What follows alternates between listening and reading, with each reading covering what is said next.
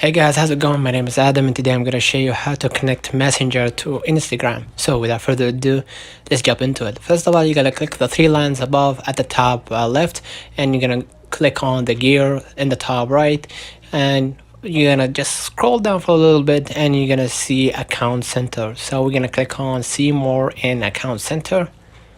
And you're gonna see the account settings. We're gonna click on the account right here and start adding the new account, and see right here, this is the Instagram account. I'm gonna just proceed, and it says right here which is your birthday, because I had two different birthdays and my Instagram is different than Facebook. So I'm gonna just click on the continue, and if you have the time to read the terms and policies, you're gonna just see and read all of that, and afterwards you're gonna click on yes, add this account. So we're gonna wait for a couple seconds, and this is how you connect your Messenger account to Instagram.